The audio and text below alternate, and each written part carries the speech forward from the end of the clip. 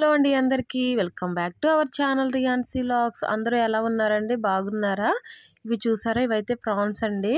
Morning పిల్లల్ని స్కూల్లో drop చేయడానికి వెళ్ళినప్పుడు ఇవైతే తీసుకొచ్చారండి. చాలా ఫ్రెష్గా ఉన్నాయి కదండి. ఇవైతే 1 కిలో అండి. 1 కిలో వచ్చి 300కి అయితే ఇచ్చారండి. సో చాలా రీజనబుల్గా అయితే ఇచ్చారు. చాలా ఫ్రెష్గా ఉన్నాయండి. ఇంకా నేనైతే ఈ రొయ్యలను చూడగానే ఫుల్ హ్యాపీ అయిపోయానండి. ఇవి ఎప్పుడో కానీ మేము తీసుకోము, ఎప్పుడో ఒకసారి అయితే మాకు ఇవి దొరుకుతాయి అన్నమాట. ఇంక ఇవి తెచ్చిన వెంటనే వీటిని చూసి మిగతా పనులన్నీ పక్కన పెట్టేసి రొయ్యల కూర వండడం అయితే స్టార్ట్ చేశానండి. ఎందుకంటే ఇవి క్లీన్ చేయడానికే మ్యాక్సిమం ఒక 1 అవర్ 1.5 అవర్ పట్టేస్తుంది కదండి. ఆ లోపల ఉన్న నరమది తీసేటప్పటికి టైం పడుతుంది కదా అని నేనైతే వెంటనే స్టార్ట్ చేసేసానండి. నాకు నాన్ వెజ్లో ఈ రొయ్యలన్నా మటన్ అన్నా చాలా ఇష్టం అండి. ఇంకా నేనైతే రొయ్యలన్నింటినీ క్లీన్ చేసానండి. తర్వాత ఒక 2 టైమ్స్ వాష్ చేసుకుని ఇలా అయితే లోపలికి తీసుకొచ్చి ఈ నరం అనేది తీసుకుంటున్నానండి. ఈ పైన ఉన్న నరమే కాకుండా కింద కూడా ఒకటి ఉంటుంది కదా, అది కూడా తీసుకోవాలండి. అదంత ఈజీగా రాదు, కట్ అయిపోతూ ఉంటుంది. సో అలాగైతే నేను తీసుకుంటున్నాను. ఇందుకేనండి నాకు టైం అయితే ఎక్కువ పట్టేస్తుంది క్లీనింగ్ చేసుకోవడానికి. రొయ్యలు అనేవి బాగా క్లీన్ చేసుకోవాలి, వాటిని బాగా కడుక్కోవాలి కదండి, లేకపోతే కర్రీ అంతా ఇలా స్మెల్ వస్తుంది కదా. ఇక చూసారా, ఇవన్నిటికి తీసానండి. ఆ మిగతా ఉన్నవన్నీ కూడా నేను తీసుకోవాలండి. ఈ విధంగా తీసుకున్న తర్వాత అయితే కర్రీ స్టార్ట్ చేస్తానండి. నేను ఏ విధంగా ఈ రొయ్యల కూర చేస్తానో చూపిస్తాను. మీరు కూడా నేను చేసిన విధంగా తప్పకుండా ట్రై చేయండి. టేస్ట్ అయితే చాలా బాగా వస్తుందండి. మీరు కూడా తప్పకుండా మీ ఇంట్లో ట్రై చేయండి. ఇంకా మొత్తం అయితే తీసుకున్నానండి. ఇప్పుడైతే ఈ రొయ్యల్లో నేను పసుపు సాల్ట్ వేసుకుని బాగా కలుపుకుని ఒక 1/2 అవర్ అయితే అలా వదిలేస్తానండి. ఈలోపు నేను దీనికి కావాల్సిన ఆనియన్స్ టమాటోస్ అవైతే కట్ చేసుకుంటానండి. వీటికైతే ఇలా ఉప్పు పసుపు పట్టించి కాసేపు అయితే వదిలేస్తానండి. ఇలా చేయడం వల్ల ఆ నీచు స్మెల్ అనేది రాకుండా ఉంటుందండి. నేను ఎప్పుడు రొయ్యల కూర చేసినా ఈ విధంగానే చేస్తానండి. ఇదైతే ఇలా కలుపుకుని పక్కన వదిలేస్తానండి. నాకైతే ఇలా వంటలు చేయడం అంటే చాలా ఇష్టం అండి. ఇలా వంట చేసి అందరికీ పెట్టడం అంటే చాలా ఇష్టం. నిజంగా నేనైతే మనసు పెట్టి వండుతానండి. సో అదే విధంగా టేస్ట్ కూడా చాలా బాగా వస్తుంది. నేను చేసే ప్రతి కర్రీ మా ఇంట్లో వాళ్ళకైతే చాలా ఇష్టం అండి. వెజ్ అయినా నాన్ వెజ్ అయినా అది పచ్చడైనా మనం ఇష్టంతో చేస్తే తిన్న వాళ్ళు ఎవరైనా సరే ఆహా ఏమి రుచి అనరామై మరచి అనాల్సిందే కదా అండి. అదే కదండి మన చేతుల్లో ఉన్న మ్యాజిక్. ఓకే ఎక్కువ మాట్లాడేసినట్టున్నాను కదా అండి. ఓకే, ఇంకొచ్చేయండి కర్రీ ప్రాసెస్ ఏంటో చూసేద్దాం. నేనైతే మీకు చూపించాను కదండి, 2 ఆనియన్స్ 2 టమాటోస్ ఇంకా green chilli. Onions green chilli అయితే ఇలా కట్ చేసుకుని ముందైతే ఆయిల్ హీట్ చేసుకున్న తర్వాత ఈ ఆనియన్స్ అనేది వేసుకున్నానండి. మనకి రొయ్యలు కర్రీకి ఎప్పుడు కూడా ఈ ఆనియన్ అనేది గోల్డెన్ బ్రౌన్ కలర్లోకి రావాలండి. అప్పుడే మనకి రొయ్యల కూర టేస్ట్ చాలా బాగా వస్తుందండి. ఆనియన్ అలా బాగా ఫ్రై అయిన తర్వాత నేనైతే టమాటోస్ అయితే వేసుకున్నానండి. ఈ టమాటో అయితే కొంచెం మెత్తబడే వరకు ఫ్రై చేసుకుంటే మనకి సరిపోతుందండి. నేనైతే టమాటోస్ వేసుకున్న తర్వాత కాసేపు అయితే మూత పెట్టుకున్నానండి. ఇప్పుడైతే ఈ టమాటోస్ అన్నీ బాగా వేగిపోయాయండి. మనము రొయ్యల కర్రీలో కూడా ఆనియన్స్ టమాటోస్ కూడా తక్కువే వేసుకోవాలండి. ఎందుకంటే ఇవి ఎక్కువ వేసుకుంటే కర్రీ అనేది కొంచెం స్వీట్గా ఉంటుంది. సో మనకి కొంచెం తక్కువగానే వేసుకోవాలి. ఇక్కడైతే నేను పసుపు సాల్ట్ అలాగే ఇది అల్లం వెల్లుల్లి పేస్ట్ అండి, ఇదైతే వేసుకుంటున్నాను. ఇది కూడా వేసుకుని ఈ అల్లం వెల్లుల్లి పేస్ట్ పచ్చి వాసన పోయేంత వరకు మనమైతే ఈ విధంగా ఫ్రై చేసుకోవాలండి. నేనైతే ఇది మొత్తం అంతా ఒకసారి ఇలా బాగా కలుపుకుని మరలా మూత పెట్టుకుని ఒక 5 మినిట్స్ అయితే వదిలేసానండి. దీంట్లో ఉన్న ఆయిల్ అనేది మనకి బయటకు వస్తే ఈ అల్లం వెల్లుల్లి పేస్టు టమాటోస్ ఆనియన్ అన్నీ ఫ్రై అయిపోయినట్టండి. ఇక్కడ చూడండి ఆయిల్ అనేది సైడ్కి వచ్చింది కదా, ఇదైతే కంప్లీట్గా ఫ్రై అయిపోయిందండి. నేనైతే ఇందాక రొయ్యల్లో పసుపు సాల్ట్ వేసుకుని పక్కన పెట్టుకున్నాను కదండి, అవైతే ఇలా ఉన్నాయండి. ఇవైతే నేను చాలాసేపు అయితే ఉంచాను ఆనియన్ కట్ చేసి. అవి ఫ్రై అయ్యే వరకు వీటినైతే ఇలా వదిలేసానండి. ఇప్పుడైతే ఇవి ఒక 2-3 టైమ్స్ అయితే వాష్ చేసుకుంటాను. ఇక్కడైతే కింద అయితే ఒక బౌల్ పెట్టానండి. దానిపైన అయితే ఈ హోల్స్ ఉన్న గిన్నె అయితే పెట్టుకున్నానండి. నేను ఇందులో వచ్చిన వాటర్ అంతా దీంట్లోకి వెళ్ళేలాగా ఇలా చేతులతో అయితే కలుపుకున్నానండి. ఇప్పుడైతే మీకు చెప్పినట్టుగా నేనైతే ఒక 3 టైమ్స్ అయితే మళ్ళీ వాష్ చేసుకుంటానండి. మీకు చెప్పాను కదండి, ఇవి వచ్చేసి 1 kg అని. క్లీన్ చేసుకున్న తర్వాత అయితే చూసారా ఎంత తక్కువ అయితే వచ్చిందో.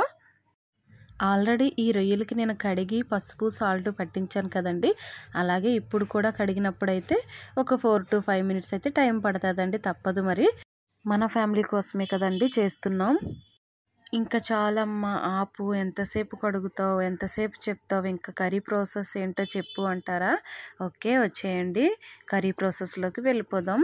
ఈ రొయ్యలు అయితే బాగా వాష్ చేసుకున్న తర్వాత మనం ఆల్రెడీ ఫ్రై చేసుకున్నాం కదండి. ఈ కర్రీలో అయితే ఆ రొయ్యలను తెచ్చి వేసేయడమే. చాలామంది ముందు కూడా ఫ్రై చేసుకుంటారు.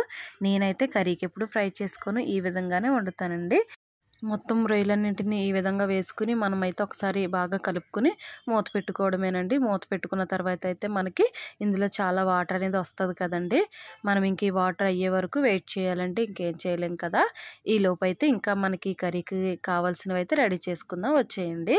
నేనైతే ఈ కర్రీలోకి స్పెషల్గా జీలకర్ర, వెల్లుల్లి, అలాగే దాల్చిన చెక్క, లవంగ మొగ్గ అయితే నేను వేసుకుంటున్నాను. ఇవైతే కలవరాయిలు అయితే నేను నూరుకుంటున్నామండి. మేమైతే ఇది కలవరాయి అంటామండి. మీ సైడ్ ఏమంటారో నాకు కామెంట్ చేయండి. ఇదైతే ఇందులో వేసుకుని నేనైతే ఇలాగా దంచుతున్నానండి. అయితే అప్పుడప్పుడు ఇలా వేసుకోవడం వల్ల కూడా మనకి టేస్ట్ బాగుంటుంది. ఎప్పుడు మిక్సీలోనే కాకుండా నేనైతే అప్పుడప్పుడు ఇలా అయితే కలవరాయిలో దంచింది వేస్తానన్నమాట. ఇక్కడ చూసారా, ఇదైతే కొబ్బరి అండి. నేనైతే కొబ్బరిని కూడా ఈరోజు కర్రీలో వేద్దాం అనుకుంటున్నాను. చెప్పాను కదండి, నేను ఎప్పుడూ టేస్టీగా వండడానికే ట్రై చేస్తాను. ఏది వేసుకోవచ్చు, ఏది వేసుకోకూడదు అని చూసుకుని అయితే మా ఇంట్లో వాళ్ళకి నేనైతే ఇలా వండి పెడుతూ ఉంటానండి. సో అదేవిధంగా ఈరోజైతే కొబ్బరిని కూడా ఇందులో యాడ్ చేసుకుంటున్నాను. ఇదిగో చూడండి, జీలకర్ర, వెల్లుల్లి, అలాగే దాల్చిన చెక్క, ఇంకా లవంగ మొగ్గ అయితే నేను ఆల్రెడీ దంచుకున్నాను. ఇప్పుడైతే దీంట్లో కొబ్బరి వేసుకుంటున్నాను.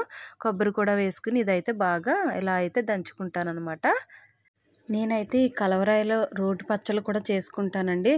ఎప్పుడైనా నోరు బాగోకపోయినా ఏమీ తినాలనిపించలేనప్పుడు నేనైతే దీంట్లో రోటి పచ్చళ్ళు కూడా చేసుకుంటాను. నెక్స్ట్ టైం చేసుకున్నప్పుడు మీకు కూడా ఆ పచ్చళ్ళు చూపిస్తానండి.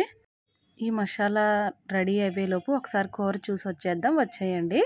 ఈ కర్రీలో అయితే వాటర్ చూసారా, మొత్తం అంతా అయితే వాటర్ అంతా ఇంకిపోయిందండి. ఈ రొయ్యలు అయితే బాగా ఈ వాటర్లో అయితే బాగా ఉడికిపోయి ఇప్పుడైతే ఇందులో నేను కారాన్ని యాడ్ చేసుకుంటున్నానండి. నేను ఇప్పటి వరకు పసుపు సాల్ట్ మాత్రమే వేసాను కదా, ఇప్పుడైతే ఇందులో కారం కూడా వేసుకుంటున్నానండి.